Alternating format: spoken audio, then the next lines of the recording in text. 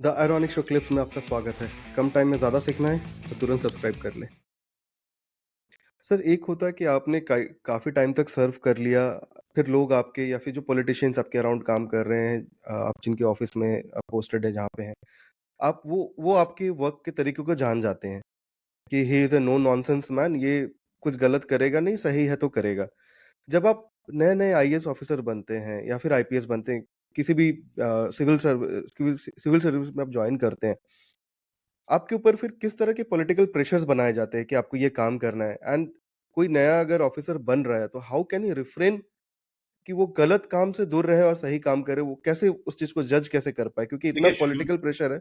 हाँ, शुरू में जजमेंट थोड़ा डिफिकल्ट होता है।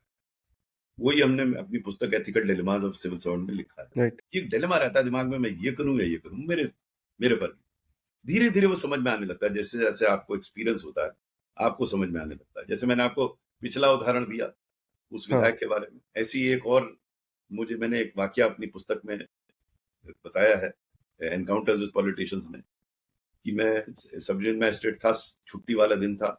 उस समय मोबाइल फोन होते नहीं थे, तो रेगुलर फोन होता था, बीएसएनएल वाला। तो फोन आया मेरे पास, छुट्टी थी, कोई था नहीं, मैंने ही फोन उठाया, मैंने हेलो कहा, तो उधर से एक बड़ा पैनिक सी आवाज आई कि साहब ये बदमाश हमारे घर में घुस आए हैं और ये हमें घर से निकाल रहे हैं। तो मैंने उससे कहा कि भाई थाने में बताओ, हम मैं क्या कर सकता हूँ? अब सब डिवीजन का मैजिस्ट्रेट का काम ये तो है नहीं कि इंडिविजुअल क्राइम्स को देखे, वो मेरा काम नहीं था। हुँ, लॉ एंड ऑर्डर ठीक है, बट नॉट इंडिविजुअल क्राइम्स। बोले नहीं सर, मैंने थाने में कोशिश की, वहां कोई नहीं कर रहा है कुछ, आप कुछ कीजिए मेरी, वरना मैं मर जाऊंगा। वो जिस प्रकार का होता उसने, राइट। यानी मेरे दिमाग में क्या आया, उस दिन छुट्टी थी, ड्राइवर था नहीं, मैंने जीप उठाई, खुद ही चला के मैं थाने पे चला गया।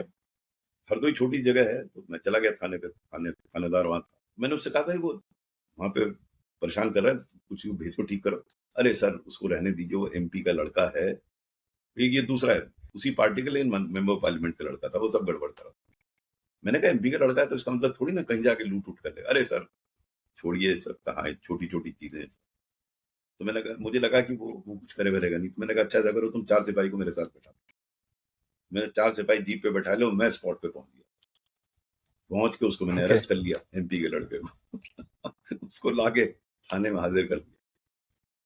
अब वो देखिए, ये चीजें शुरू में नहीं समझ में आता क्या सही है क्या गलत है, राइट। अपना करते थे।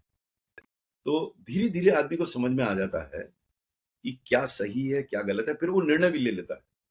और हुँ, हर आदमी अपने हिसाब से निर्णय लेता है कि जो करना चाहता है।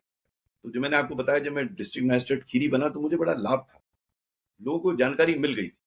लेकिन शुरू में मुझे भी नहीं पता था कि ये मैं सही कर रहा हूँ गलत कर रहा हूँ। मैंने पुस्तक में कई बार लिखा है कि शायद अगर मैं 10 साल बाद वहां होता तो शायद वो करता ही नहीं करता, उस पर दूसरा चिंतन होता।